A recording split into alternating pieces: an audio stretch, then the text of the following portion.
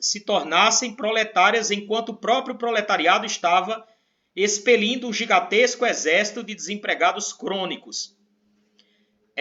A pauperização da pequena burguesia, mal dissimulada pela seda artificial de suas meias e gravatas, erodiu todas as crenças oficiais e, antes de mais nada, a doutrina do parlamentarismo democrático. Então, portanto, pós-guerra, né? Toda a crise social, econômica do pós-guerra está na origem do fascismo, né? Na Itália e na Alemanha. Na atmosfera trazida pelo calor da guerra, derrota, reparações, inflação, ocupação do Ruhr, crise, necessidade, desespero, a pequena burguesia se ergueu contra todos os velhos partidos que lhe haviam enganado. As graves reclamações dos pequenos proprietários, nunca distantes da bancarrota, com seus filhos universitários sem cargos e clientes, exigiam ordem e mão de ferro. O estandarte do nacionalsocialismo foi levantado por arrivistas dos cargos baixos e médios do velho exército. Hitler provinha, né, do exército alemão. Decorados de medalhas por servir a nação, oficiais de alta ou baixa patente, não conseguiam acreditar que seu heroísmo e sofrimento pela pátria não só não serviu a nada, mas também não lhes deu direito à gratidão especial que acreditavam merecer. Portanto, seu ódio à revolução e ao proletariado. Ao mesmo tempo, não queriam se reconciliar em ser mandados por banqueiros, industriais e ministros, e de volta aos seus cargos modestos de contadores, engenheiros, secretários e professores. Hitler começou com queixas e reclamações sobre os termos de Versalhes, que foi o Tratado de Versalhes, né, que impôs duras imposições, né, à Alemanha. Então Hitler começou fazendo essa crítica, né, das imposições do Tratado de Versalhes. A alta no custo de vida, a falta de respeito para os merituosos soldados, o complô de banqueiros e jornalistas do credo de Moisés, que são judeus, né? Havia no país a quantidade suficiente de pessoas arruinadas e derrotadas com cicatrizes e machucados frescos. Todos queriam bater com seus punhos na mesa. E Hitler conseguiu fazer melhor que os outros. Hitler é a conclusão de um ciclo de choques que se iniciou na Alemanha em 1918, no pós-guerra. A Revolução de Novembro, que deu poder aos soviets de trabalhadores e camponeses, foi proletária nas suas tendências fundamentais, mas o partido que encabeçava o proletariado devolveu o poder à burguesia.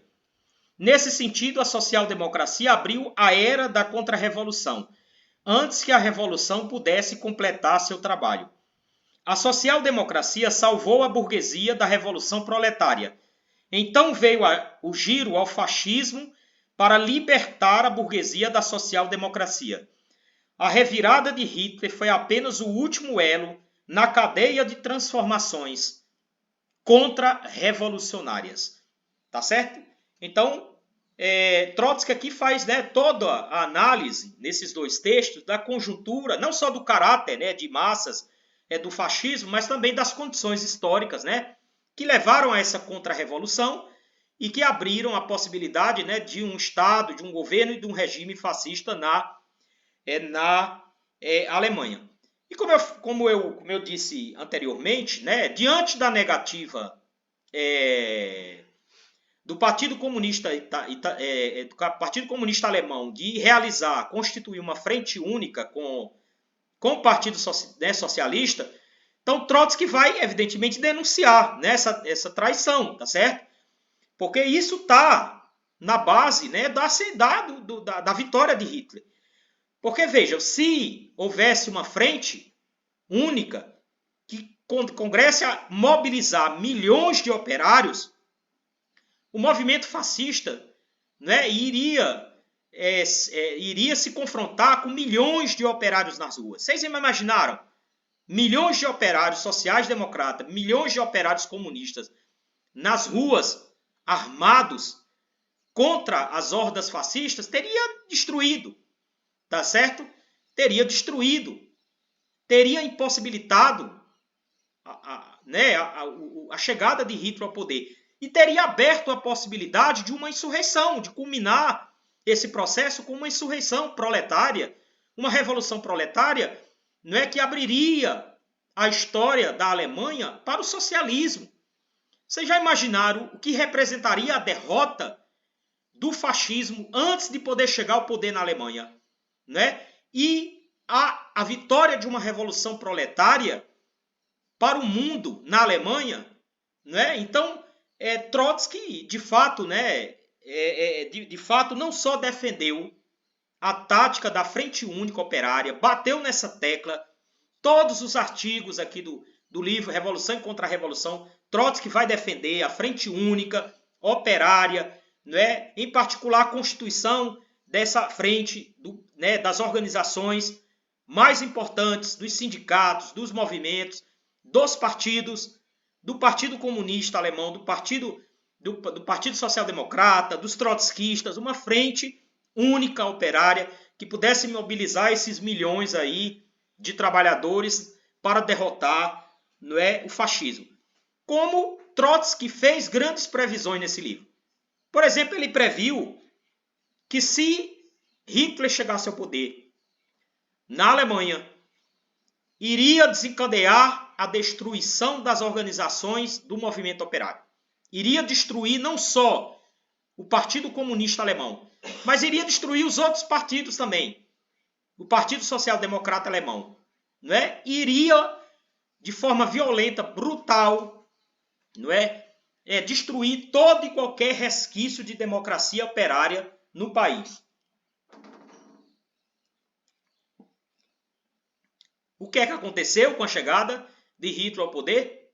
Aconteceu exatamente isso, não é? Uma matança das lideranças, a destruição do Partido Comunista Alemão, a destruição do Partido Social Democrata Alemão, a destruição dos trotskistas, a destruição de outras organizações democráticas, a instalação de uma ditadura de partido único, que foi a ditadura do Partido Nacional Socialista Alemão, do Partido Nazista. Tá certo? Trotsky vai dizer também que a vitória de Hitler na Alemanha vai significar, não é, a declaração de guerra contra a União Soviética. Hitler iria, uma vez no poder, invadir a União Soviética. Tentar invadir a União Soviética. Tentar destruir a União Soviética. Não é? O que foi que aconteceu? Em 1941, durante a Segunda Guerra Mundial, Hitler invade o território da União Soviética, né? E desencadeia uma guerra com a direção do país, né? com o Exército Vermelho, que vai levar à morte de 20 milhões de soviéticos, só da União Soviética, 20 milhões de soviéticos, tá certo? Então veja, a subida de Hitler ao poder do Estado em 1933 custou a vida de 6 milhões de judeus, tá certo? 20 milhões de soviéticos, tá certo? De milhões de outras pessoas, incluindo revolucionários, democratas, tá certo? Ciganos, de homossexuais, de negros, ou seja, de milhões de outras pessoas, de outros indivíduos e de outras pessoas. Então foi um desastre de impacto universal, internacional, que não pode ser, né, simplesmente riscado da história. Tá certo? Então o Partido Comunista Alemão errou demais, errou muito. Não só na caracterização que fazia, né, do Partido Social Democrata Alemão, mas errou ao não querer constituir essa frente. Muito depois, né, eles defenderam uma frente única de base, mas qual era a frente única de base que eles defendiam? Muito depois já. Né? Era uma frente que eles dirigissem. Se não fosse sob a direção deles, eles não iriam fazer nenhuma frente com os outros partidos. Só se fosse sob a direção deles. Né? Então também era um ultimato, era uma espécie de ultimato para as outras organizações. Né? Isso afastava o Partido Social Democrata, afastava as outras organizações. Né? E jogava nas mãos do próprio Partido Social Democrata e do fascismo parcelas importantes do proletariado, que começavam a ficar desmoralizados completamente, vendo, né, o processo de ascensão, de crescimento do movimento fascista, sem que houvesse uma resposta concreta, revolucionária, nas ruas, dos revolucionários, dos trabalhadores, a esse processo. Isso leva a um processo de desmoralização, né, muito, muito grande. Errou muito. Né? Por exemplo, em 1931, portanto, 2 anos antes da subida de Hitler ao poder, os nazistas organizaram um plebiscito na Prússia. Né? Ficou conhecido como plebiscito marrom, porque os nazistas utilizavam uniforme marrom, né? Camisa marrom. Os fascistas na Itália, camisa preta, né? Eram os camisas pretas. Na Alemanha, camisa marrom. Aqui no Brasil, eram os camisas verdes, né? Dos integralistas. Ficou conhecido como plebiscito marrom, porque eles queriam dissolver antecipadamente o parlamento na Prússia, para que tivesse novas eleições, para que eles ganhassem, evidentemente. Né? E o Partido Comunista Alemão errou novamente apoiando o plebiscito para dissolver o parlamento da Prússia, que era dirigido pelo Partido Social Democrata. Eles apoiaram o plebiscito organizado pelos nazistas, dando outra roupagem, chamando de plebiscito vermelho. Um plebiscito que era organizado pelos nazistas, lá na Prússia. Eles apoiaram o plebiscito. Então, outro erro, né? E vários outros erros foram sendo cometidos aí, não é? Pelo Partido Comunista Alemão, tá certo? Resultado de tudo isso. Hitler chega, para sintetizar, para a gente terminar. Hitler chega ao poder em 1933, se torna primeiro-ministro, chanceler, tá certo? Organiza o seu governo, vai dando passos cada vez maiores no sentido da dissolução de qualquer tipo de democracia na Alemanha, do regime democrático, tá certo? Depois do incêndio do Reichstag, que ele vai acusar os comunistas de terem incendiado o Reichstag, tá certo? Ele vai fechar completamente, né, o regime, tá certo? Vai estabelecer uma ditadura de ferro, tá certo? Um processo de exploração da classe trabalhadora sem limites. Então, se você for analisar o processo de extração de riqueza, de extração de mais-valia, sem que os trabalhadores tivessem sindicatos para se organizar, sem que pudessem fazer greves, sem que pudessem protestar, um processo recebendo baixos salários, um processo gigantesco de produção de mais-valia na Alemanha, sob a ditadura do nazista de Hitler, tá certo? O estabelecimento de campos de concentração, foram 6 milhões de judeus mortos, né, durante esse período, tá certo? E a utilização da polícia, né, política, tá certo? Da Gestapo, das SS, das SA, tá certo? Que eram as tropas, para reprimir violentamente todos, né, que se colocassem, que fizessem algum tipo de resistência interna ao regime fascista, tá certo? Estabelecer as relações com Mussolini, não só no plano para sustentar os regimes, né, reciprocamente, mas também para investir internacionalmente com a sua política imperialista, tá certo? Invasão, tá certo? De outros países, tá certo? Como aconteceu com a Dinamarca, com a Suécia, com a Polônia, né? A Finlândia, etc, etc, tá certo? A Áustria, né? A anexação da Áustria pela Alemanha também, em 38, da Polônia, né? Em 39, tá certo? E a prisão, né? Nos campos de concentração ou fora dos campos de concentração, né? De milhares, centenas de milhares, né? E milhões de pessoas, tá certo? Então esse foi o resultado aí, né? Que terminou com o Holocausto, né, também dos judeus, tá certo? 6 milhões de judeus que foram massacrados, né, que foram mortos durante esse período. Para terminar, né, em 1939, Stalin fez um pacto com Hitler, o chamado Pacto Germano-Soviético, né? Também conhecido como Pacto Ribbentrop-Dimitrov, ou Molotov. Ribbentrop-Molotov. Então, por meio desse pacto de 1939, esse pacto foi em agosto, em meados de 39, praticamente um mês depois, Hitler invadia a Polônia, né, e iniciava-se a Segunda Guerra Mundial. Tá certo? Então, nesse pacto, depois, né, inicialmente negaram a existência do pacto, depois disseram que o pacto era um pacto simplesmente de não agressão, mas depois se soube, né, que houve uma verdadeira divisão aí, né, por exemplo, em relação à Polônia, né, entre Stalin, o governo de Stalin e o governo de Hitler. Então esse pacto abriu, né, de um lado aí da Europa, né, a possibilidade para que Hitler pudesse invadir, ter coragem, né, e invadir efetivamente a Polônia, né, e com isso desencadear aí esse processo, né, da Segunda Guerra Mundial, que começa aí em 39 com a invasão da Polônia e vai até 1945, né, com a derrota, né,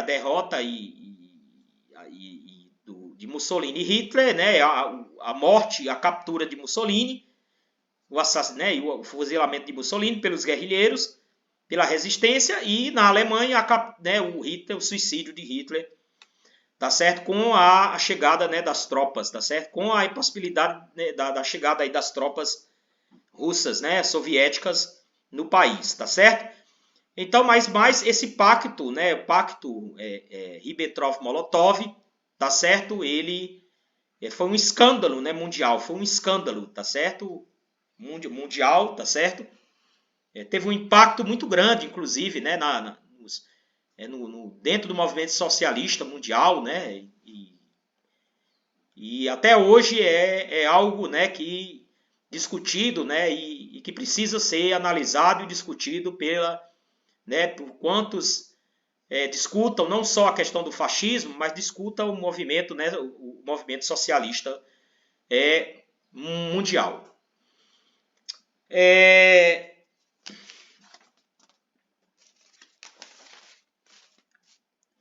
Bom, companheiros, então essa é uma síntese, né, do tema que eu fiz, tá certo?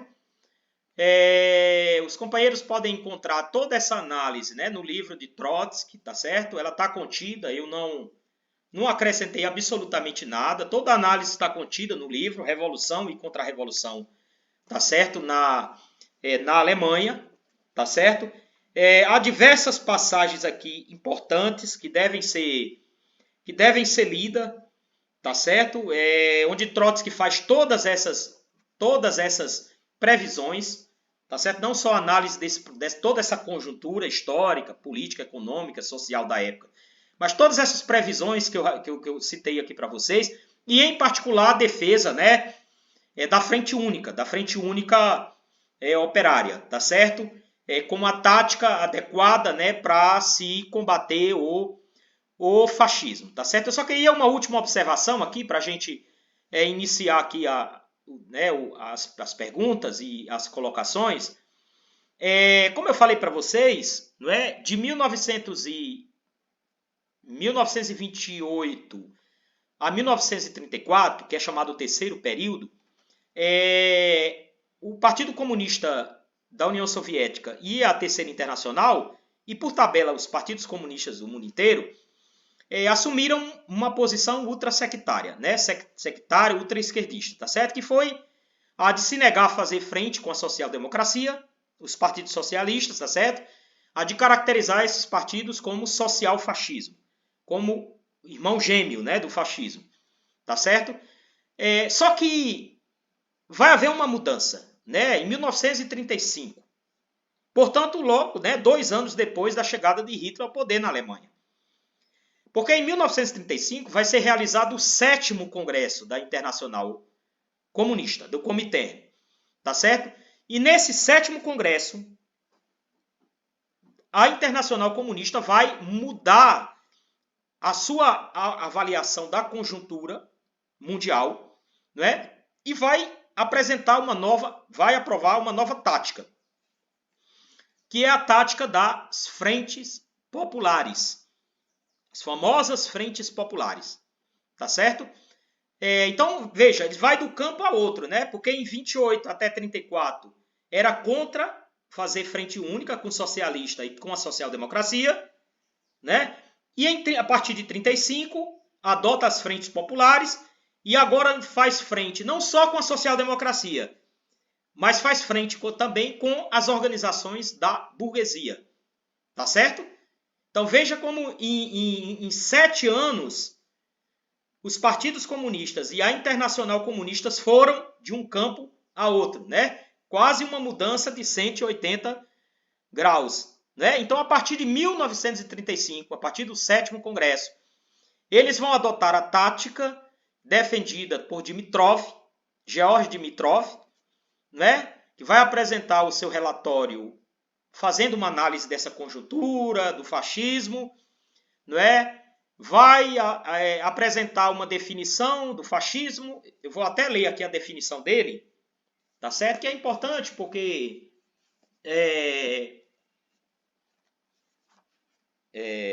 tem que apresentar todas as, né, os lados, né? Ele vai apresentar o seguinte: foi em agosto de 1935, esse 7º Congresso do Comitê, da Internacional Comunista. Ele vai dizer o seguinte: o fascismo é a ditadura terrorista aberta dos elementos mais reacionários, mais chauvinistas e mais imperialistas do capital financeiro. E vai propor a frente popular, né, como a tática, a frente popular antifascista, como a tática apropriada para combater o fascismo no mundo todo. O que implicava, desta vez, alianças não só com as organizações como a social-democracia, mas implicava também alianças e frentes com os partidos e setores das burguesias nacionais, né, em todos os países, tá certo? Então foi uma mudança, isso é bom que fique aqui também registrado aí como um momento importante. Eles vão aplicar essa tática inicialmente na França e na Espanha, tá certo? No caso da Espanha, durante a Guerra Civil Espanhola, aí nos anos 30, tá certo? Na segunda metade dos anos 30. Essa tática vai levar à derrota nos 2 países. Na França, vai levar à derrota do governo de Léon Blum. E na Espanha, vai levar à derrota dos setores republicanos e à derrota da Revolução Espanhola. E vai levar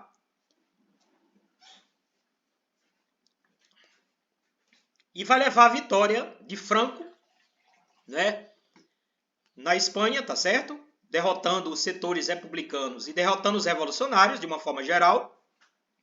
Então essa tática da Frente Popular aí, ela vai levar à derrota não só na França, mas também na Espanha, tá certo? Assim como vai acontecer posteriormente, né, depois da Segunda Guerra Mundial, que vai criar uma situação revolucionária em vários países na Europa que também vão ser derrotadas, tá certo? Então é isso, companheiros. Essa é uma síntese, né, que eu poderia fazer da obra, tá certo? Me desculpe aí se eu não consegui refletir todo o conteúdo e todas as teses desse momento, tá certo? Todos os aspectos desse momento sobre o fascismo, sobre a luta antifascista. Eu acho que o fundamental agora é a gente tirar as lições, né? Não só tirar as dúvidas e questionamentos e tal, mas também tirar, vamos dizer assim, as lições, tá certo? Então estão abertas aí, viu? Estão abertas as inscrições. Vocês estão me ouvindo, pessoal? Mais uma vez, eu gosto sempre de perguntar. Estão me ouvindo? Sim, Francisco, estamos sim. Pronto, sim, ouvimos bem, sim. Ótimo. Sim, aqui no Rio bem. Vermelho, perfeito. Ah, é? Vermelho. Mais uma vez, viu? Mais uma vez. Então, o livro aqui, a edição da Expressão Popular, Revolução e Contra-Revolução na Alemanha, da Sanderman, aliás, tá certo? Revolução e Contra-Revolução na Alemanha. E pela Autonomia Literária com outro título. São os mesmos textos, basicamente com outro título, Como esmagar o fascismo, tá certo? E para quem está interessado em conhecer todo, do ponto de vista da Internacional, da Terceira Internacional, então temos aqui a obra do Pierre Brouet, que é um historiador francês, tá certo? Que são 2 volumes, volume 1, volume 2, que é a História da Internacional Comunista de 1919 a 1943, que traz toda, né, essa análise aí sobre o pacto Ribbentrop-Molotov, que fala, né, sobre as posições todas da Internacional e do Partido Comunista Alemão, tá certo? Que faz toda uma análise expondo todas as divergências, as discussões que aconteceram aí também durante todo esse período. Então tá aberto aí, né, para quem quiser fazer perguntas e fiquem à vontade, tá certo? Tem alguns que falam, né, que gostam de fazer pessoalmente falando, tem outros que gostam de fazer as perguntas pelo chat, fiquem à vontade, tá certo? Bom, quem quiser se inscrever, pode se inscrever aí, o Vitor vai dando uma olhada, tá certo? E vai anotando aí, vai chamando, tá bom? Eu vou só olhar aqui. Se tem alguma, não sei se tem já alguma coisa aqui no chat. Eu me inscrevo, Francisco. Pronto, quem deseja? Professora Celi. Pronto, professora. Eu vou... Espere só um pouquinho aqui que eu vou abrir aqui o seu... Vai ficar melhor para a senhora... Espera aí.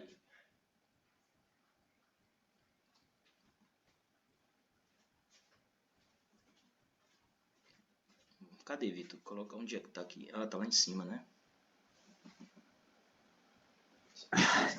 Pronto, pode começar a falar, Celi. Pode ficar à vontade. Então, em primeiro lugar, cumprimentar os camaradas, as Pronto. camaradas. Nós estamos aí, pelo que eu estou vendo, com 40, mais ou menos, né? Mais ou menos 40 pessoas. Isso é muito bom.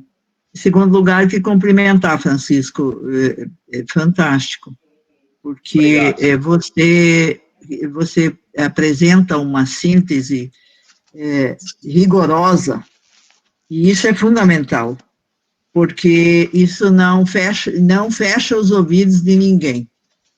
Então, qualquer pessoa sensata tem que escutar isso. E também quero elogiar o fato de que você começa mostrando, afinal de contas, quem são os trotskistas e o que o trotskismo tem a ver com o marxismo, e, portanto, começa a mostrar a questão do que nos unifica. Mas aí eu vou fazer uma pergunta bem objetiva. Eu estou te fazendo essa pergunta porque no mundo inteiro está tendo uma investida tremenda contra o sindicalismo. É impressionante. Então, qualquer organização, por exemplo, para pegar só um exemplo, no Haiti, qualquer organização, ela está sendo combatida de maneira brutal, o que está exigindo que nós, no mundo inteiro, venhamos a nos manifestar no sentido de nos posicionar contra esse ataque às instituições.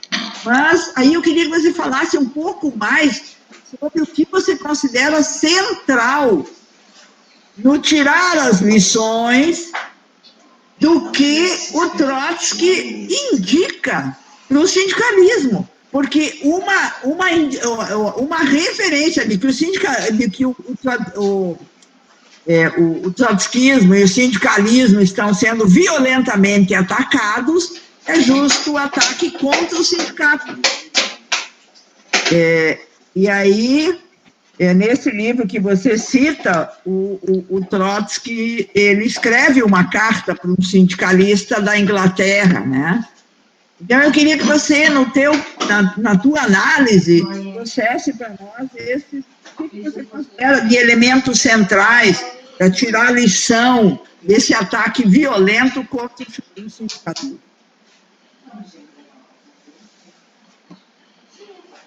A partir, claro, da obra do Trotsky que você analisou.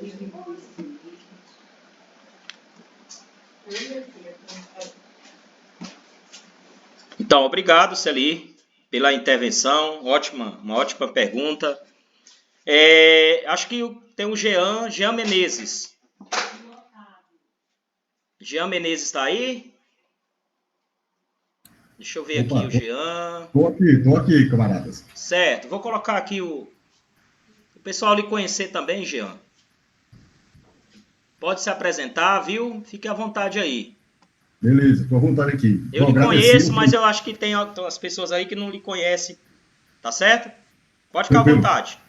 Bom, meu nome é Jean, eu estou falando aqui de Maringá, eu sou militante do PSTU, eu estou muito feliz de poder acompanhar aqui com o Lemarx, estudar com os camaradas, né? Agradecer o Francisco, né? Eu abri a câmera para poder olhar assim, né? Olhar no olho, né?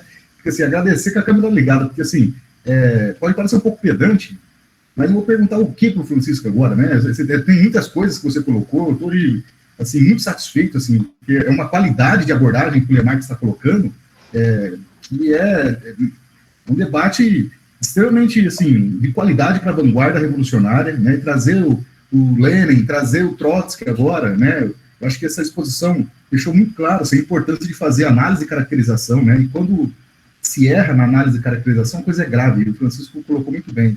Então, é mais agradecer mesmo os camaradas, né, dessa oportunidade de a gente poder estudar, né, com toda humildade. E assim, Francisco, que exposição brilhante, camarada. Desculpa eu não ter nenhuma pergunta exatamente, né, mas é que eu estou num momento de catarse, né, e isso não é metáfora ou forcinha de expressão, é catarse mesmo, estética, né, em relação à tua de se identificar com a tua fala, né, com a tua exposição e o jeito que você abordou. Você está preocupado, pedindo desculpas, talvez não tenha abordado alguma coisa do livro, você mandou muito bem, eu acho que foi, assim, fantástico, extremamente profundo. Então, só agradecer os camaradas, e mais uma vez, Francisco, obrigado pela belíssima exposição. É isso aí, Pedro. Então, obrigado, Jean. Vou passar agora para o Otávio. Eu vou só colocar, não sei se o Otávio está... Bom, Otávio. Tá aí, Otávio? Oi. Estão me ouvindo? Pode ficar à vontade. Pode falar. Pronto. Dá para ouvir, né? Dá, tá dando para ouvir. Consegue me ver aqui? Eu quero mostrar esse livro primeiro. Sim, estou vendo. Porque tem uma atualização dessa obra da Sanderman, de Revolução e Contra-Revolução na Alemanha, que é a luta contra o fascismo, Revolução e Contra-Revolução, que foi lançado em 2019. Aí eles têm ficado com um texto também a mais. Eu não sei se coincide com essa outra que você demonstrou aí, que é a luta contra o fascismo. Eles colocaram como parte 1, para além dos textos que tem nessa obra que você também trabalhou. Mas eu queria fazer também uma pergunta, assim, para o debate também, né? O Stalin, ele tinha uma concepção de revolução diferente da teoria permanente de Trotsky, né? Visão, digamos assim, nacional da revolução do socialismo. Essa visão sobre Stalin, do que era o socialismo ou da revolução, ela, digamos assim, consequências para a política que foi traçada ali para os comunistas alemães, em que sentido, onde é que se conecta, que nexos tem essa visão que o Stalin tinha de socialismo para aquela política que foi traçada ali antes de Hitler chegar e depois que muda para a política das diferentes pares, né? Então eu queria mais ou menos fazer essa pergunta: como é que essa visão de Stalin sobre revolução orienta o que é chamado de período do quarto período, né, do sectarismo, e depois muda para a chamada política das frentes populares? É isso. Certo. Otávio, obrigado. Bom, eu vou falar aqui, né, sobre essas perguntas e vou responder essas duas perguntas que foram formuladas pela professora Celi e pelo Otávio, não é? E agradecendo aqui já antecipadamente a intervenção também do Jean Menezes, tá certo? E aí vamos observando aqui quem está pedindo, né, pelo chat, pode pedir também diretamente, tá certo? Pode falar. Tem algumas perguntas já no chat, tá certo? Em relação à questão formulada pela professora Celi. Veja, os fascistas, né, historicamente, desde a época da formação, né, das organizações fascistas, tanto na Itália quanto na Alemanha, né, então desde o princípio eles se constituíram como organizações paramilitares. Né? Eles formaram milícias paramilitares. Né? E essas milícias sempre agiram de maneira muito violenta, tá certo? Às vezes mais aberta, por exemplo, invadindo sedes de organizações políticas, de partidos, né? invadindo sedes de jornais. Eu citei aqui, né, a invasão em 1919 da sede do jornal Avante, do PSI na Itália, do Partido Socialista Italiano, não é? Mas isso acontecia frequentemente também na Alemanha, tá certo? Das hordas fascistas de agirem com violência, né, contra os trabalhadores em greve ou que ocupavam alguma fábrica, tá certo? Agiam de maneira violenta também com militantes, né, com organizações. Então isso é uma marca, né? É um traço que está na história do fascismo. Né? Às vezes eles agem mais abertamente, tá certo? De modo violento. Outras vezes eles simulam, né? Simulam esse traço, tá certo? Até enquanto não há condições políticas e sociais para que eles ajam dessa forma, tá certo? Então, esse traço aí dessas organizações fascistas ou desses movimentos fascistas persistem até hoje, né? Mas veja só, essa investida contra os direitos sociais e contra o sindicalismo, né? É algo que está sendo feito não só, né, por aquelas organizações ou por aqueles movimentos abertamente fascistas no mundo, em vários continentes, né, mas também por governos que não necessariamente são fascistas, tá certo?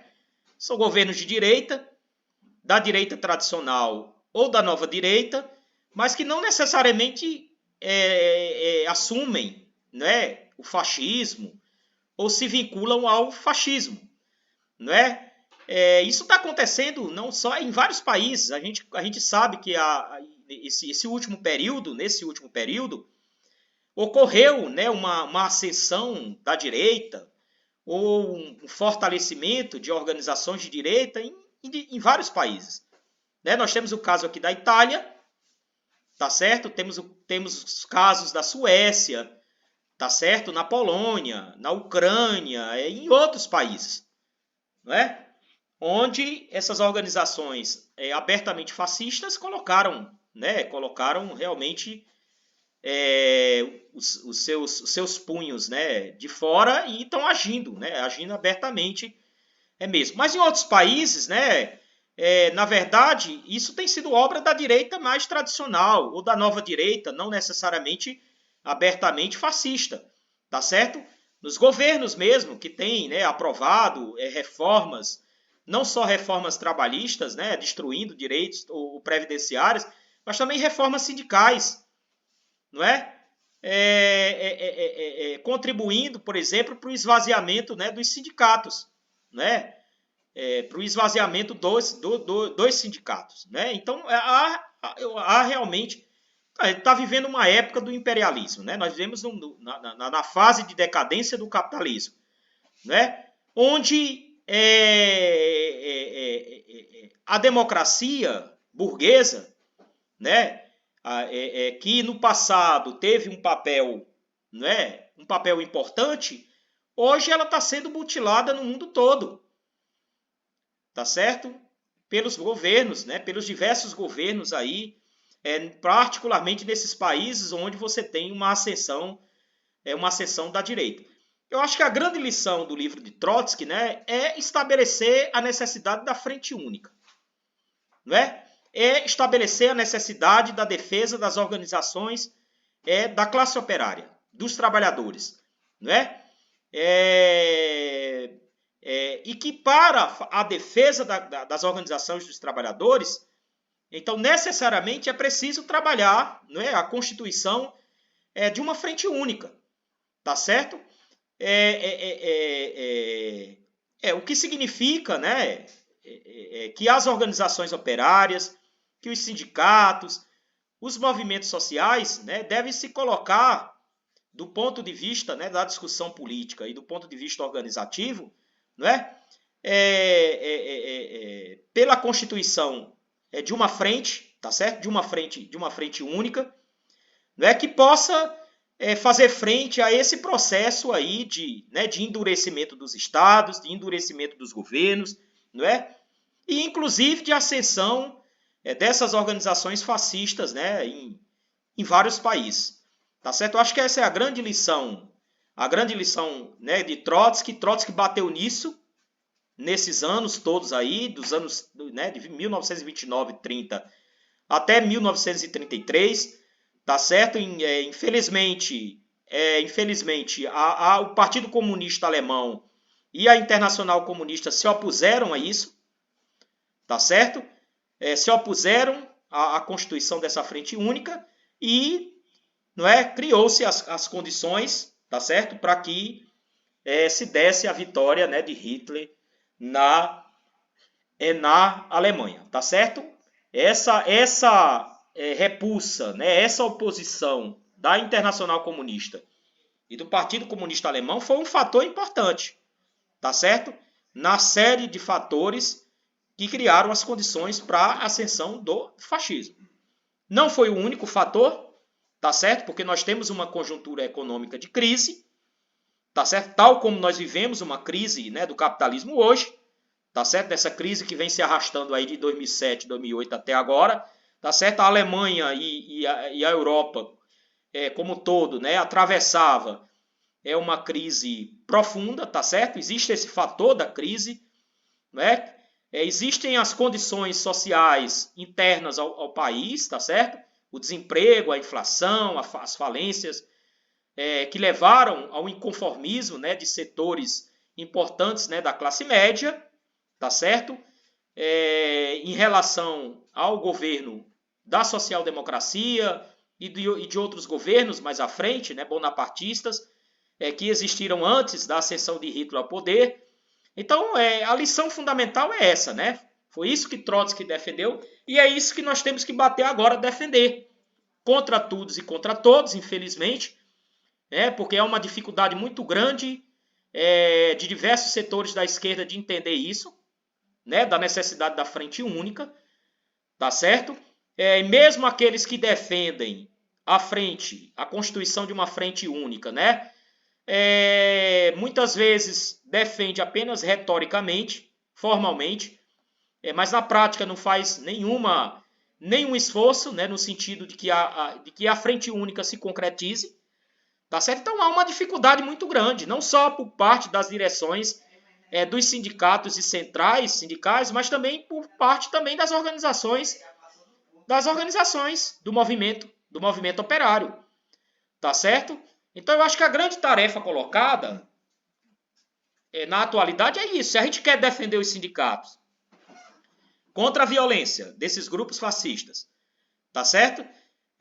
Se a gente quer defender as nossas organizações operárias, né, da ameaça desses grupos fascistas, se nós queremos defender os direitos sociais dos trabalhadores contra as reformas dos governos, em particular desses governos de direita e de extrema direita, a tática adequada para isso é a tática da frente única.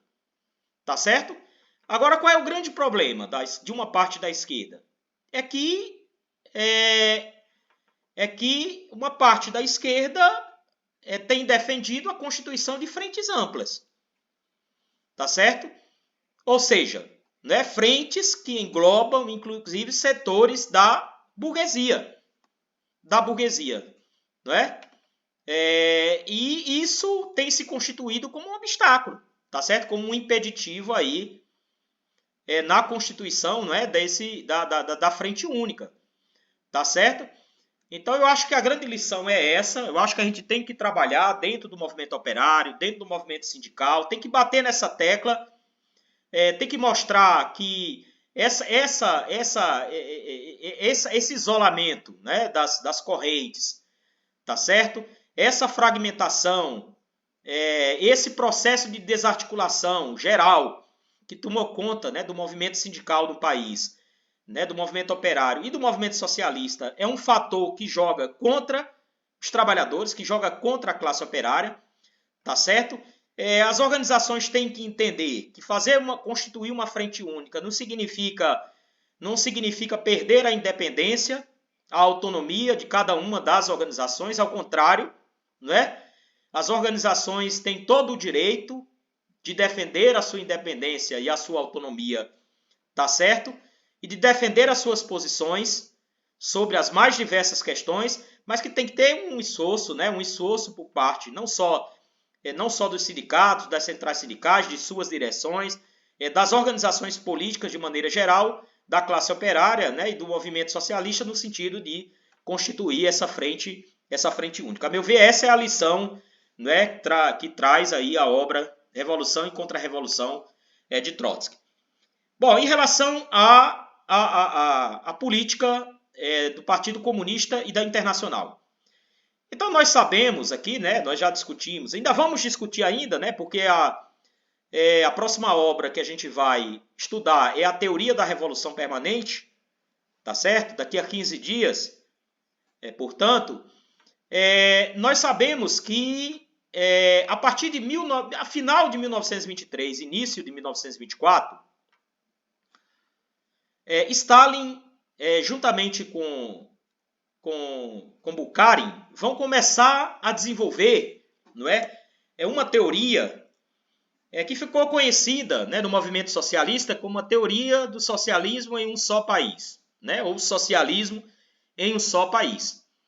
E eles vão desenvolver essa concepção estratégica, né, da revolução em oposição ao que eles chamavam de trotskismo na época, né? Na verdade era o próprio Zinoviev, né, e Stalin, Kamenev, que era a troika, que eram os que dirigia após a morte antes um pouco e depois da morte de Lenin, 23, 24, quando Lenin morre. Então a União Soviética é governada por uma troika, né, sendo Stalin o secretário-geral do Partido Comunista. Né? Então, eles vão se opor de maneira ferrenha, né, a partir do final de 1923, abertamente, não é, a Trotsky, tá certo? Porque Trotsky aí iniciava a crítica, né, a denúncia do processo de burocratização do Estado soviético e do Partido Bolchevique, tá certo? Então eles vão aí no final de 1923, início de 1924, publicar diversos artigos em jornais lá do partido, né, se opondo às concepções de Trotsky, né, sobre o processo de burocratização da União Soviética, e vão começar a desenvolver essa teoria, né, do socialismo em um só país. O que significa isso? Veja, os bolcheviques, né, como Marx, como Engels, e a maioria dos revolucionários até antes, aí, né, desse processo de stalinização, sempre defenderam o socialismo como uma construção internacional, né? O socialismo como uma construção internacional, tá certo? E sempre encararam as revoluções que né, estouravam, irrompiam nos países, ou seja, as revoluções nacionais, como elos, como parte, né, de um processo mais amplo, internacional, mundial, que seria a Revolução Socialista. Tá certo? Tanto é verdade que Lenin, não só antes de outubro de 1917, mas depois de outubro de 1917 e até a sua morte, vai continuar encarando a Revolução na Rússia como um elo da Revolução Socialista Mundial. Tá certo? E nutriam esperanças muito grandes na possibilidade da revolução ser vitoriosa em outros países, em particular na Alemanha, tá certo? Porque eles sabiam que uma revolução vitoriosa na Alemanha e em outros países capitalistas avançados, não não só possibilitaria o avanço da própria revolução na Rússia, tá certo? Porque esses países eram muito mais avançados do ponto de vista industrial e econômico e técnico, tá certo? Como abriria também perspectivas de outras revoluções, de outras insurreições em outros países, ou seja, em todos os continentes, né? Então, os marxistas, desde Marx e Engels, passando por Trotsky, Rosa Luxemburgo, Trotsky, sempre tiveram uma visão internacionalista da revolução, tá certo? Do socialismo. Então, vejo, isso vai se modificar, né? A partir de início aí de 1924, Stalin e Bukharin vão desenvolver o socialismo no seu país.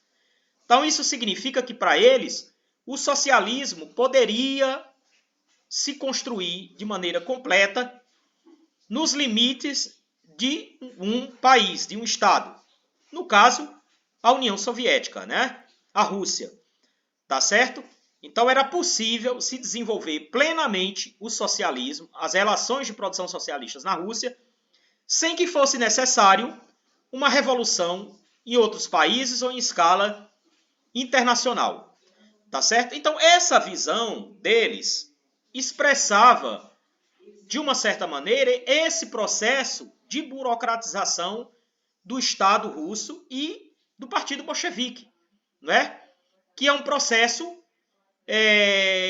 dirigido por uma burocracia, né, interna à Rússia, que havia se constituído, né, aí depois da Revolução, tá certo? E que Stalin era uma personificação desse processo de burocratização. Bom, quais são as consequências do ponto de vista internacional? Veja, essa política depois vai ser defendida no âmbito da Terceira Internacional, vai vencer na Terceira Internacional, a contragosto, tá certo? Porque, por exemplo, Zinoviev e Kamenev vão resistir, tá certo? Durante um certo tempo e vão, inclusive, formar com Trotsky a chamada oposição unificada, tá certo? Mas vão ser derrotados também. Stalin vai conseguir vencer também a oposição unificada, tá certo? E essa política ela vai ser também aprovada no âmbito da Terceira Internacional. O que é que significava isso? Então, significava que a defesa da União Soviética, a defesa do Estado Soviético se colocava acima de qualquer iniciativa no sentido da Revolução Internacional. Então, o central na atuação da Internacional Comunista era não desenvolver a Revolução Proletária, como era na época de Lenin, tá certo? Não de impulsionar a Revolução Socialista nos outros países, mas de proteger o Estado russo e de proteger o governo russo, tá certo? Para isso, eles colocavam em xeque, né, se fosse necessário, toda e qualquer iniciativa revolucionária em nível mundial, tá certo? Então, veja, a atuação toda da Terceira Internacional, toda, né, daí por diante, a partir do momento em que se impôs a teoria do socialismo em um só país, passou a ser, não é, a defesa diplomática, a defesa política da União Soviética e não o desenvolvimento da revolução socialista proletária nos outros países, não é, nos outros continentes. Então, isso teve implicação direta na atuação do KPD, do Partido Comunista da Alemanha. Tá certo? Então, a defesa que o Partido Comunista da Alemanha fez em torno do terceiro período, em torno da tática contra a Frente Única, está ligado diretamente aos interesses, né, da direção do Partido Comunista da União Soviética. Está ligado diretamente aos interesses, né, da burocracia stalinista na União Soviética. Então, o impacto realmente foi muito grande. Bom, pessoal, eu vou dar uma olhada aqui. Deixa eu ver aqui. Gustavo tá aí? Gustavo pediu pra sair. Ah, ele pediu, né? Tá certo. Dora. Tá. Eu acho que... Dora. Você pediu, Dora? Sim. Pode falar, Dora. Boa tarde. Em primeiro lugar, agradecer, Francisco. Fantástica a sua aula, viu? Muito obrigada mesmo. Tem sido, né? E hoje foi fantástica. Francisco, a gente vai estudando, a gente vai vendo que não tem como parar de estudar, né? E, ao mesmo tempo, isso vai sacudindo a gente, né? E aí já teve a pergunta de Celi, a pergunta do outro colega, tem um outro camarada aí que colocou uma pergunta, e eu fico pensando o tempo inteiro, quanto mais a gente estuda, a gente vê a importância, né, como Lenin dizia, né, sem teoria revolucionária não há movimento revolucionário. E pensar nessa questão da frente ampla, da coisa do texto aqui, que ele fala da base genuína do fascismo, a pequena burguesia, fala da questão da classe média, quando a gente vê nesse momento de pandemia as pessoas ideologicamente sendo levadas pela Netflix o tempo inteiro, né? Pelas lives, lógico que tem muita formação também acontecendo, mas também, ao mesmo tempo, muita deformação. E aí eu vejo que, ao mesmo tempo, é uma coisa que eu sempre penso nisso, eu já tem muito tempo que eu venho pensando nisso, que as pessoas dizem assim, sejamos anticapitalistas, mas elas não dizem o que é que seja anticapitalista, mas para ser anticapitalista, o que é que ela defende, né? Não fala em defesa de uma revolução, em defesa do socialismo, do que é que vem, para eu ser anticapitalista, eu preciso defender o que é que eu tenho, o que é que vem na minha frente, o que é que enquanto organização, né? E aí eu fico pensando assim, a maioria das pessoas aqui, olha quantas pessoas a gente tem e que está acontecendo em vários lugares, né? Mas a maioria sobretudo no que ele fala, né, da questão da classe média, da pequena burguesia, né, estão fora de organizações políticas, fora de sindicatos, e quando estão nos movimentos sociais, porque uma parte da classe média ela está com o movimento social, mas é o movimento social que a gente sabe que não defende a luta de classes, porque são pós-modernos, né, inclusive muitas vezes negam. Então, como a gente, esse caldo todo, com tudo isso que a gente está vendo, a defesa dos caras que a gente vê, tudo que Trotsky traz, que Lenin traz, Marx, Engels, a defesa Rosa Luxemburgo, de como essa apropriação é necessária, lógico que a gente entende que tem uma prática aí revolucionária também, né? Porque não tem... Com esse caldo todo de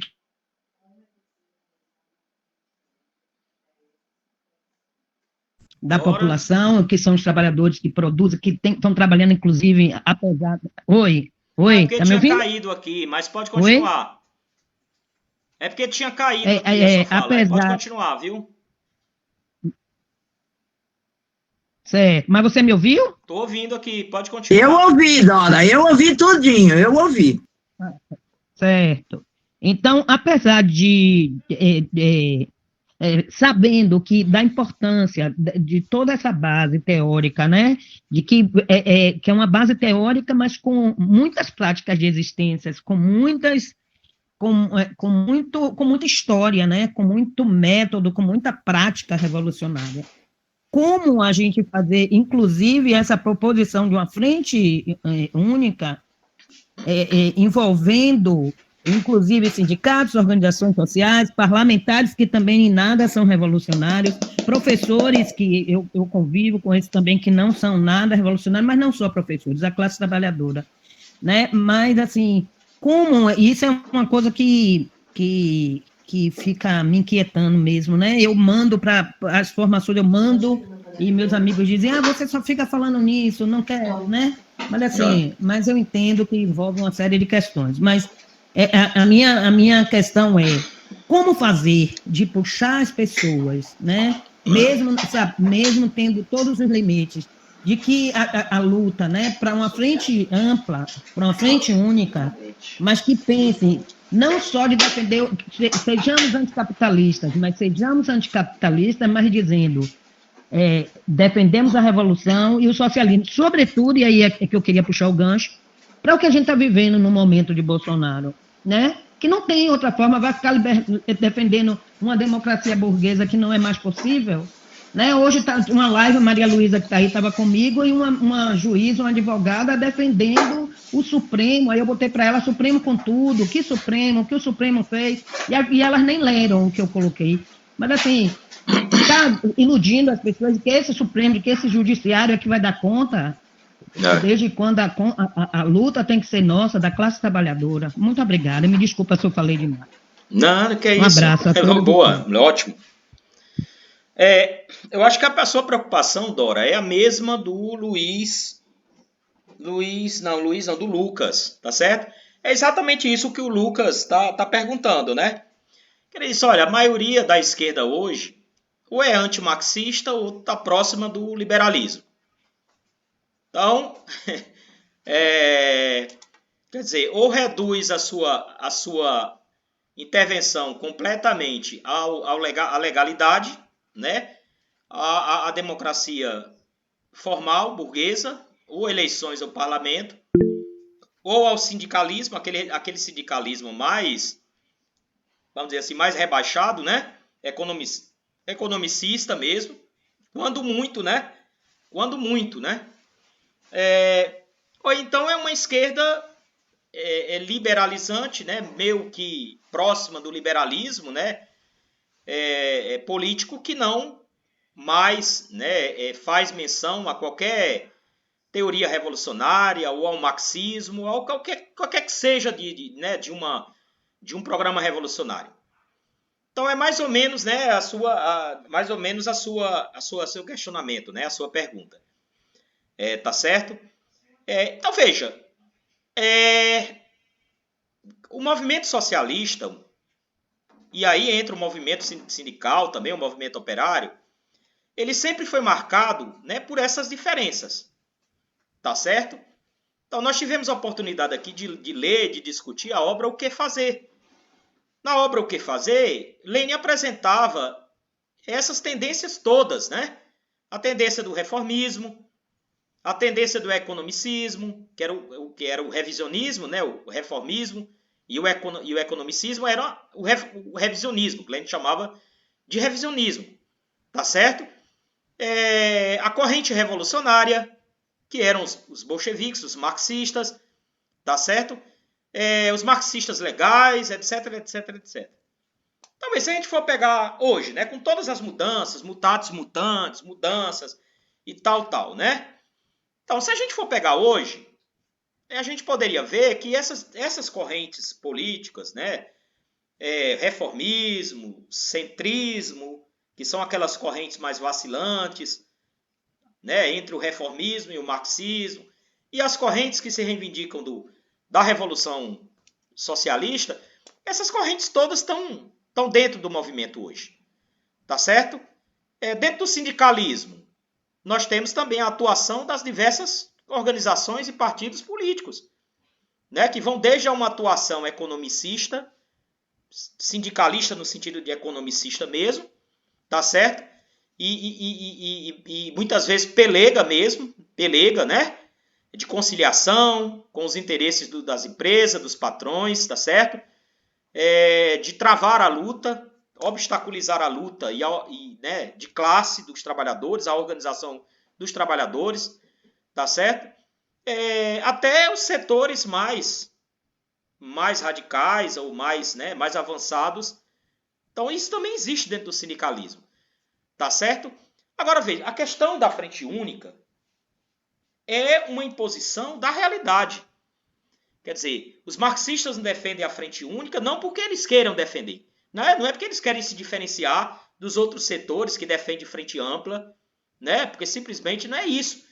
É porque é a única tática adequada para que os trabalhadores possam se organizar, possam unir forças, possam se mobilizar e possam avançar no seu processo de organização e de luta. Não é? E é a única tática, né, que pode mobilizar esses setores, os setores mais amplos da classe trabalhadora, dos explorados, dos oprimidos, não é? No sentido de defender as suas posições, de defender os seus direitos, né, de avançar nas conquistas, né, mas também de desenvolver a consciência de classe dos trabalhadores. Porque os trabalhadores só vão desenvolvendo a sua consciência de classe a partir da sua experiência, a partir das suas lutas, não só das lutas, né, mais parciais por direitos, por conquistas, não é? Mas as lutas mais gerais, né, contra a direita, né, contra a imposição das reformas pelos governos. Então, apenas através desse processo concreto, dessa experiência concreta, é que os trabalhadores vão desenvolvendo, né, a sua consciência de classe. Não há outra possibilidade, né, para fazer isso. Então, a Frente Única é uma experiência importantíssima. Não só porque reforça, né, do que une forças no campo dos trabalhadores, né, contra esses ataques, contra essas reformas, para fazer avançar o movimento da classe trabalhadora, mas porque nesse processo os próprios trabalhadores vão observando, não é, as traições de determinadas direções, não só de sindicatos, mas também de partidos políticos que se reivindicam de esquerda, tá certo? Eles vão tomando contato com as posições dessas organizações, dessas direções, e vão fazendo a sua experiência também. Vão começando a separar o joio do trigo.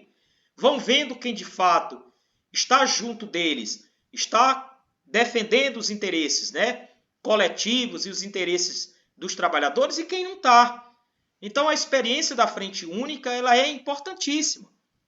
Tá certo? Então, mas veja, a dificuldade, como eu falei, é muito grande. E a dificuldade não é só porque a maioria das correntes da esquerda são reformistas, não. Não é só por isso, não, tá certo? Então, as dificuldades são grandes mesmo. Né? Porque você tem realmente as direções dos sindicatos que se opõem a isso, tá certo? Que preferem fazer frente amplas mesmo. Que preferem gravitar em torno aí dos partidos burgueses, da política burguesa, tá certo? Que preferem fazer a política de conciliação de classe com as empresas, com os patrões, tá certo? Que preferem fazer uma política por fora das bases de trabalhadores, né? Impondo uma política burocrática, tá certo? E evitando que os trabalhadores possam, por exemplo, fazer a sua experiência com as assembleias de base, com as plenárias, né? Então eles ficam fazendo essa política pelo alto, né? De cúpula, de negociações de cúpula, passando por cima das organizações, né? E da democracia operária.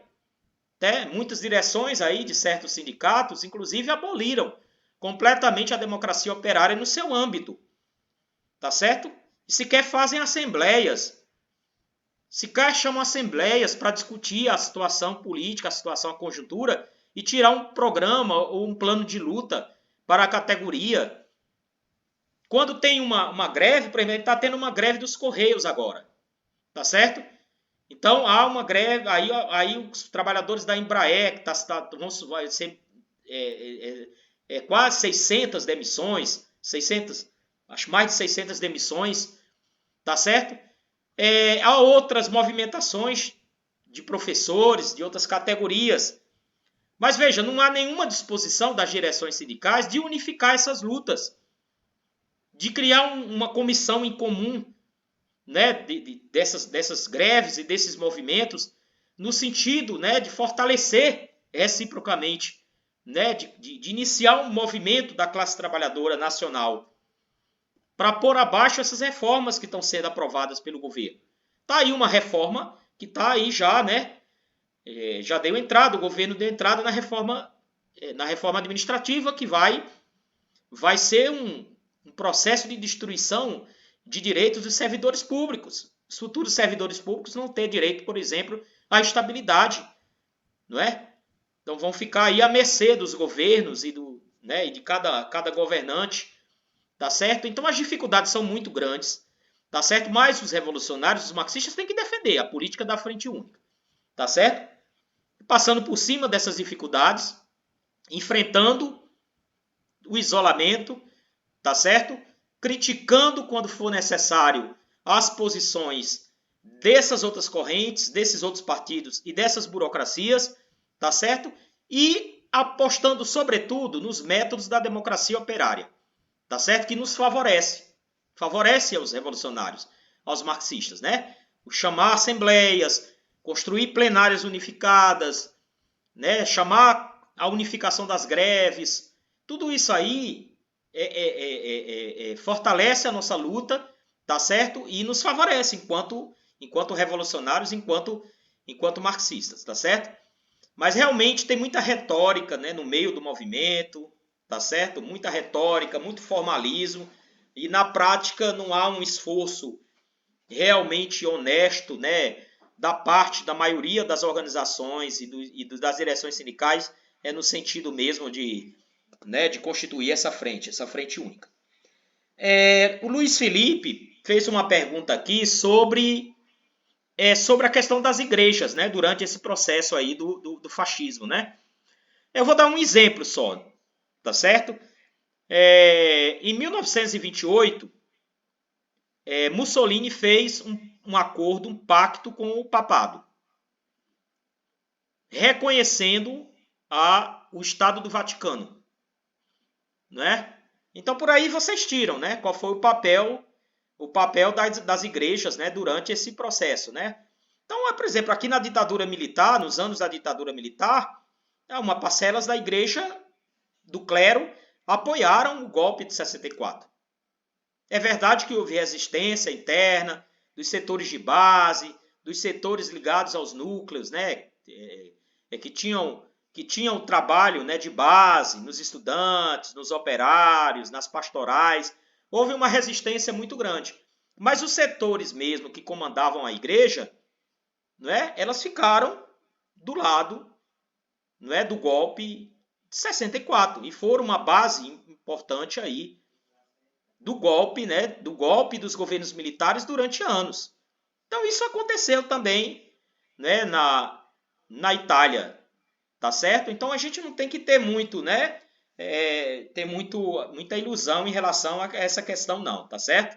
Nos momentos decisivos, em particular nos momentos revolucionários, né, você tem divisões no seio dessas instituições, alguns setores que são identificados com os trabalhadores e com os setores mais pobres da população passam ao lado da revolução, mas os setores mais ligados às cúpulas da igreja, às direções da igreja, em geral apoiam a contra-revolução, apoiam, né, os regimes, tá certo, ditatoriais. Então, deixa eu dar uma olhada aqui.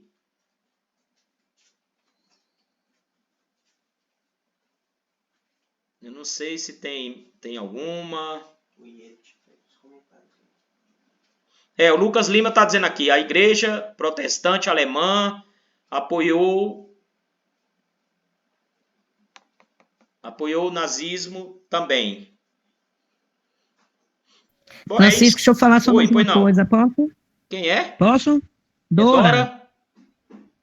Pode falar, Dora. Pode ficar à vontade. Outra coisa que eu estava pensando aqui, porque quando você ia falando, eu fiquei pensando, né, a coisa do uso indiscriminado da palavra fascismo, né? Tudo é fascismo, tudo é fascista, e isso esvazia, né, empobrece o debate, a discussão, e como você falou, a importância das táticas, né, dos meios, dos métodos, de como a gente avançar. Ao mesmo tempo, essa coisa de ficar atribuindo a Bolsonaro o tempo inteiro de que ele é louco, de que ele é louco, de que ele é louco, e que Bolsonaro não... e atribuindo a culpa aos indivíduos que votaram. né? Quando o Bolsonaro é uma construção muito anterior a isso e representa, e vai bem, muito obrigado, porque enquanto ele vai divertindo e a classe trabalhadora, Guedes vai aprovando tudo, né? Eu queria fazer esse comentário porque eu fiquei pensando aqui nessa questão do fascismo, de que como a gente está pensando aqui agora, e da importância de estar estudando, fazendo essa articulação teoria e prática, e nesse momento o que Bolsonaro vem avançando, para que isso não se concretize, é nesse sentido de que a gente precisa estar atento, porque não é ainda, mas isso pode vir a se tornar, com tudo que a gente está vivendo, com os generais envolvidos em todos, são mais de 2.000 generais em toda a equipe do governo, né? E com dossiês com essa galera toda, então é uma coisa muito complicada. Muito obrigada, Francisco. Bom, obrigado, Dora. Não, é isso mesmo, né? Tem que ter cuidado com a questão do fascismo, né? Daí a necessidade da gente estudar, né? Fazer um estudo sério, né? Porque há realmente, como você diz, há uma tendência na esquerda de considerar fascismo toda e qualquer direita, ou todo e qualquer governante de direita, né? Ou todo e qualquer, sei lá, organização, né, de direita ou de extrema direita, tá certo? E não é exatamente desse jeito, tá certo? O fascismo é um fenômeno histórico que tem as suas características, que tem os seus traços, tá certo? Que tem que ser estudado a fundo, né? Todas as suas características, todas as suas particularidades, o contexto histórico, né, de crise econômica, social, política, né, no qual ele se formou, se desenvolveu e ganhou expressão de massa, tá certo? Então não adianta a gente querer taxar todo e qualquer governo de fascista, tá certo? Porque é uma coisa que se diz sempre, a gente acaba esgotando até nosso arsenal de argumentos, né? Porque quando vier realmente um governo fascista e um regime fascista, não é? Que começar a fechar tudo que é sindicato, né? Destruir tudo que é partido, estabelecer uma ditadura de partido único, tá certo? Começar a matar rodo gente, aí a gente vai ficar desarmado. Porque aquilo que a gente compreendia como fascismo, na verdade era um governo de direita que pode ter um presidente, pode ter um governante que tem flerta com certas posições fascistas, tá certo? Por exemplo, Bolsonaro já chegou a citar no Face dele palavras ou citações de Mussolini, não é? O Eduardo Bolsonaro, vez e outra aí, também faz isso, tá certo? Mas entre falar, não é, e agir no sentido de estabelecer um regime fascista, aí é outra coisa, tá certo? Então, por enquanto, o governo Bolsonaro, está funcionando aí, mantendo essas instituições, né? Por mais controladas que elas sejam, por mais formais que elas sejam, elas estão aí, tá certo?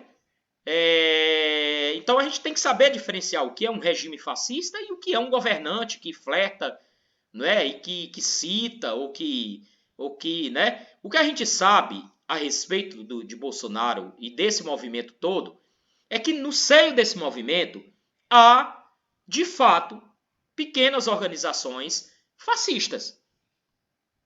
Por exemplo, há setores do velho integralismo ou do novo integralismo, que reivindicam o integralismo, que apoiaram Bolsonaro e apoiam Bolsonaro. Mas são pequenas organizações. Aqueles 300 lá de Brasília, não é? Me parece que eles abertamente defendem o fechamento do Congresso, fechamento do Supremo Tribunal Federal, defendem inclusive punições, né? Prisão para os comunistas, tá certo? De fato, ali é uma organização com traços fascistas claros, né? Claro. Então tem organizações, tá certo, que estão na base desse governo, que apoiam o governo Bolsonaro, que são fascistas. Em determinadas condições, tá certo? Que talvez agora não estejam mais, que podem se aprofundar, pode acontecer do Bolsonaro dar um golpe, um autogolpe, fechar o regime, não é? E estabelecer uma ditadura aberta, uma ditadura, tá certo? Uma ditadura aberta e pondo fim aos partidos. Isso pode acontecer? Pode. Nós devemos esperar para que aconteça isso? Não. A gente tem que se preparar. Temos que nos organizar. E a melhor forma de nós nos organizarmos nesse momento é constituindo a frente única. Uma frente única nesse momento para lutar contra essas medidas do governo, contra as reformas, para desfazer as reformas que já foram aprovadas, né? Para evitar que novas reformas sejam aprovadas, para avançar no processo de organização dos trabalhadores, na luta, tá certo? Então é assim que nós vamos conseguir criar as condições organizativas e políticas para resistir à possibilidade de um golpe de Estado. Não é? A gente não pode ficar esperando. O grande erro de 1964, e em particular do Partido Comunista Brasileiro, foi esse.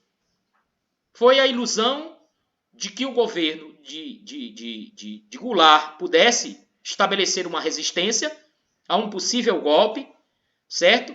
De subestimar a possibilidade desse golpe ser vitorioso e de achar que dentro das próprias Forças Armadas iria surgir um setor nacionalista que ia se opor ao golpe. O que aconteceu?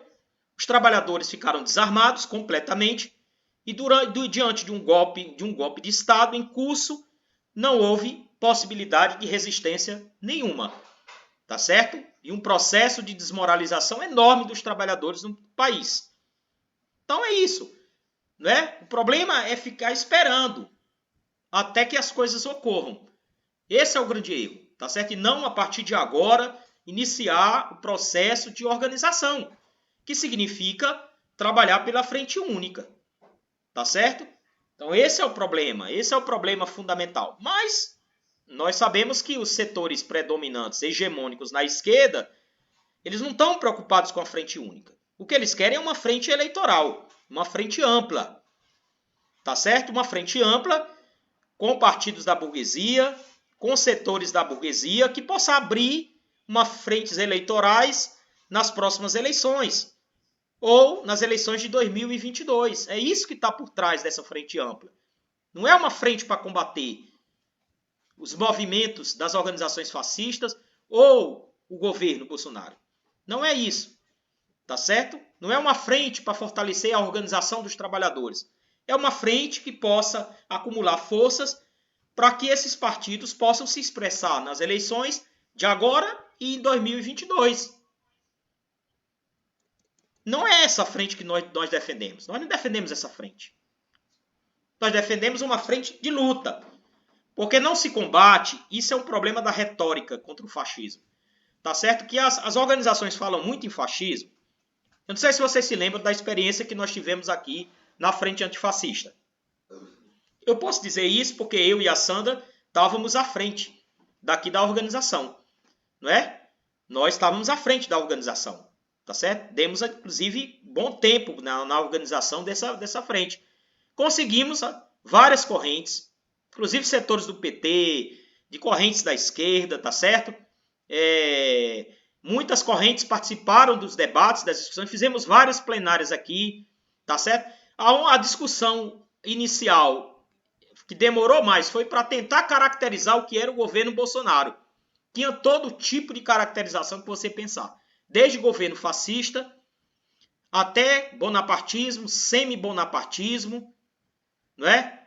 Olha, tinha tanta caracterização e ninguém se entendia em relação a isso, tá certo? Então tinha grupos lá que chegavam, um discurso potente, arrasador, né, do caráter fascista do governo Bolsonaro, que foram particularmente os primeiros a saírem da frente, a deixarem a frente. Quer dizer, então veja, tem muita retórica nessa discussão sobre o fascismo, muita retórica nessa discussão do combate ao fascismo, tá certo? Em geral, essas correntes não estão dispostas a criar. Nós fizemos a experiência. Eu disse passando, vamos fazer a experiência, tá certo? Nós temos uma posição sobre o governo Bolsonaro, tá certo? Mas a gente vamos lá, vamos levar e vamos fazer a experiência, ver onde é que vai dar. tá certo? E a gente viu que foi uma experiência importante, teve a participação, mas que não conseguiu prosperar, porque as próprias correntes que defendiam que o governo Bolsonaro era um governo fascista foram as primeiras a deixar a frente antifascista, tá certo? Então, olha, não se combate fascismo com retórica e muito menos com política eleitoral, nem muito menos por meios simplesmente democráticos da democracia burguesa. Não se combate desse jeito. Então, por isso que Trotsky, não é, propôs, né, a autodefesa, os comitês de autodefesa. Porque se os trabalhadores não estão preparados, inclusive do ponto de vista militar, para combater as hordas fascistas, o fascismo, os trabalhadores vão ser derrotados. Porque os fascistas, eles se apoiam em milícias, eles se apoiam em grupos armados. Eles têm os seus braços armados, entendeu? E eles agem com violência, não só contra negros, como homossexuais, contra as mulheres, né? Contra os trabalhadores, contra a juventude, contra os militantes, contra as organizações. Então, não se combate, entendeu? Então, mesmo essa questão dos comitês de autodefesa, em algum momento tem que ser discutido, tem que ser formado. Então, mas as correntes, às vezes, até evitam essa discussão, né? Porque elas acham que por meios apenas dos métodos democráticos é possível driblar o fascismo e combater o fascismo. Não é. Fazendo discurso em parlamento, você vai convencer um fascista com discurso em parlamento? Evidentemente que você não vai convencer. Entendeu? Então é assim, a história está aí para nos ensinar, não é? A história está aí para nos ensinar, e esse é o objetivo da gente estudar as obras desses grandes revolucionários, tá certo? É isso que porque elas sintetizam a experiência da luta e da história da humanidade, da história do movimento dos trabalhadores. Esse é o valor, né? Por isso que são clássicos, né? Por isso que eles são importantes para nós hoje. Não é porque a gente tem que aplicar mecanicamente o que eles falaram lá nos anos 30, ou o que Lenin falou nos anos 20, ou lá no começo do século. Não é isso. Né? Mas a gente tem que aprender o que foi a experiência da humanidade, né?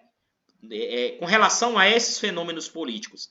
E tirar lições para a nossa luta atual, para o combate atual. Então esse é o objetivo do nosso debate. Bom, pessoal, eu estou olhando aqui, não vi mais aqui nenhuma pergunta. Não sei se alguém deseja falar mais alguma coisa. Alguém deseja, pessoal?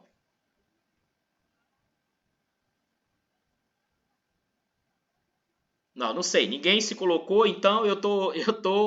Para mim está ótimo, viu? Tuas respostas foram brilhantes, Francisco. E nos arma nesse momento. Nos arma, nós precisamos nos armar. E eu me esqueci de me apresentar. Eu sou Celita Farel, da Federal da Bahia, sou militante do Partido dos Trabalhadores e estou aqui aprendendo.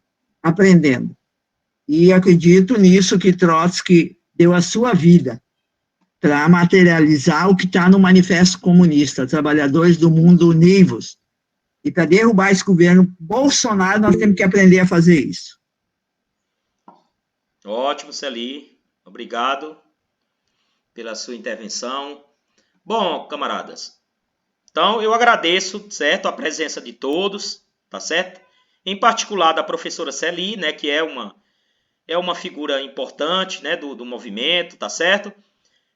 O camarada Jean Menezes também, que participou, que é professor e é militante do PSTU, né? E a todo mundo, né? Porque tem algumas pessoas que estão participando já há algum tempo, então a gente já conhece e tal, já fez muitas referências aqui. Mas tem outras pessoas de fora, pessoal. Tem algumas pessoas de outros estados também, viu? Eu não tenho de cabeça. Oi. Eu gostaria só de destacar, né, que aqui entre nós tem a professora militante, né, Francenilda, do Ceará-Mirim, do Rio Grande do Norte, que Isso. está sofrendo perseguição, criminalização, né, pelo fato de ter se colocado ao lado, né, dos oprimidos, né, dos feirantes, e nós, né, enquanto Lemax, nós fizemos uma nota, né, de apoio, né, de solidariedade, e a gente também estende, né, solicita quem aqui, né, do grupo desejar também manifestar, né, seu apoio de solidariedade à professora Francinilda Nogueira. Nós já conhecemos de longas datas, né, fazer esse destaque, essa referência e reiterar, né, que o Lemax, ele manifesta seu apoio irrestrito, né, e condicional, e sempre se coloca, né, ao lado dos trabalhadores. A gente convida, né, todos aqueles que estão conosco a participarem, né, dessa jornada, como foi colocado. Nós vamos fazer essas atividades quinzenais. O Dilene foi feito semanalmente, mas aí a gente optou para fazer quinzenalmente, e a próxima obra será A Revolução Permanente, né, uma obra brilhante, uma obra magna, né, de Trotsky, e aí onde também reside uma das nossas, né, diferenças com o campo do stalinismo. Queria agradecer a participação de Celi, como já foi colocado, de Jean Menezes, né, de Otávio, dos companheiros que já nos acompanham, né, do Lemax, do Coletivo de Mulheres, e também outras pessoas que já estiveram conosco nas trincheiras das lutas, né, já construíram vários momentos, né, importantes em defesa da classe trabalhadora. E é um grande desafio, né, que se coloca aí nesse contexto, né, que nós estamos vivendo, de retrocesso, de ataques, de várias perdas, né, por conta do coronavírus, dessas reformas aí, e aí está em curso agora, né, a reforma administrativa. É muito importante a gente levar mesmo a cabo essa construção, né, da frente única, como muito nos alertou Trotsky. Então, eu também reitero meus agradecimentos e que a gente espera contar novamente com vocês daqui a 15 dias. Muito obrigada. Pronto, companheiros. Então, até daqui a 15 dias, tá certo? A obra será A Revolução Permanente. Então, quem tiver a obra aí pode já começar a fazer a leitura, tá certo? E a gente vai disponibilizar no Face do Lemax e no grupo do Lemax um arquivo, né, o PDF da obra. Tá certo? Então, um abraço e até o próximo encontro. E fora Bolsonaro! Fora Bolsonaro! Fora, Celi! Te amo! Eu também. Olá, o Otávio, um abraço, meu querido. Otávio Aranha, lá do norte.